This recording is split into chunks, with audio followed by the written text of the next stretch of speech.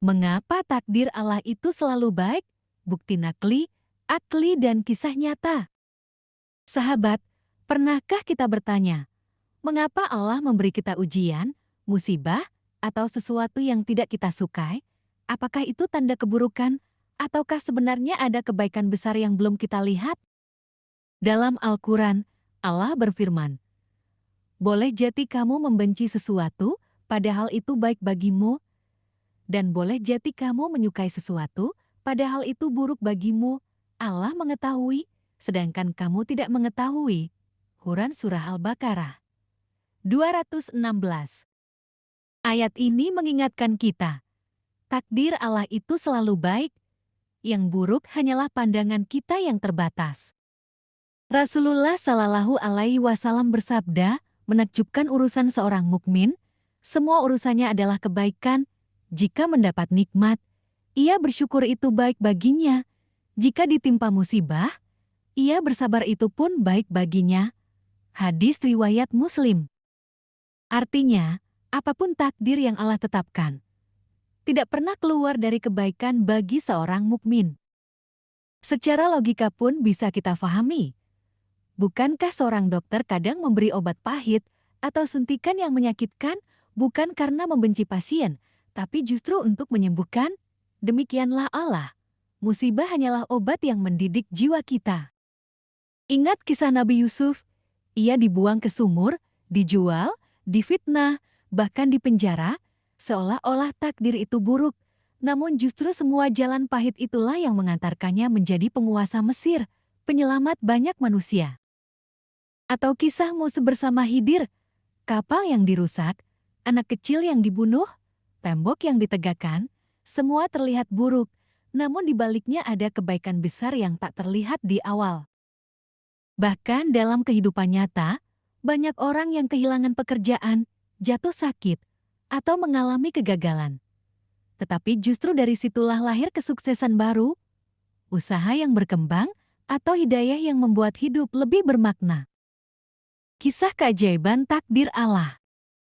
Ada seorang pemuda bernama Faris. Sejak kecil, hidupnya penuh cobaan. Ayahnya meninggal mendadak dalam kecelakaan, ibunya jatuh sakit keras, dan ia harus bekerja keras menjual koran demi menghidupi adiknya. Semua orang berkata, kasihan sekali hidupmu. Takdirmu sungguh buruk. Faris hanya menunduk, menahan tangis, tapi hatinya sering berontak. Ya Allah, mengapa aku?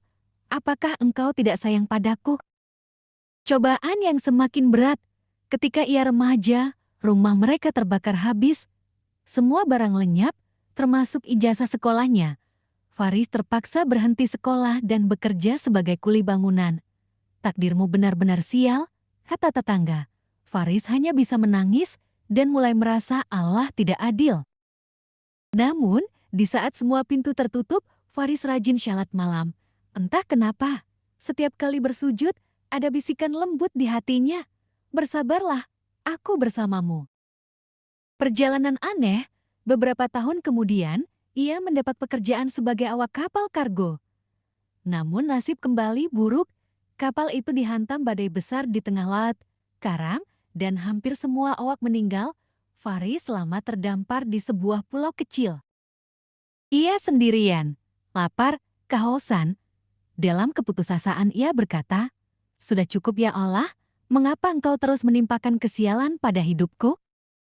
Hari demi hari ia bertahan dengan kelapa dan air hujan. Hingga suatu malam, gubuk kecil yang ia buat dari ranting-ranting terbakar habis karena angin kencang meniup api unggun kecilnya. Faris berteriak putus asa, ya Allah, bahkan satu-satunya tempat berlindungku pun Kau ambil, sungguh Engkau tidak adil. Keajaiban takdir. Namun, esok pagi terjadi sesuatu yang di luar nalar. Dari kejauhan terlihat sebuah kapal besar mendekat ke pulau. Para pelaut berkata, semalam kami melihat asap api besar dari pulau ini. Kami tahu pasti ada orang yang butuh pertolongan. Faris tertegun, menangis tersungkur. Ya Allah, aku menyangka Engkau menzalimiku. Ternyata api yang aku anggap musibah adalah tanda keselamatan. Takdirmu selalu baik, aku yang buta memandangnya. Setelah diselamatkan, Faris mendapat kehidupan baru. Ia justru bekerja di kapal itu, bertemu dengan orang-orang baik, dan akhirnya menjadi pengusaha pelayaran sukses. Lebih dari itu, ia menjadi dai yang selalu berkata dalam ceramahnya, "Sahabat, ingatlah, ketika gubukmu terbakar, mungkin itu bukan akhir, bisa jadi itulah tanda pertolongan Allah yang besar. Takdir Allah selalu baik." Hikmah, kisah ini mengajarkan, apa yang kita kira bencana bisa jadi adalah jalan menuju keselamatan. Apa yang kita kira kehilangan, bisa jadi adalah tanda Allah ingin memberi yang lebih besar. Sahabat, takdir Allah tidak pernah salah. Yang kita anggap musibah, bisa jadi itulah jalan menuju derajat tinggi di sisinya.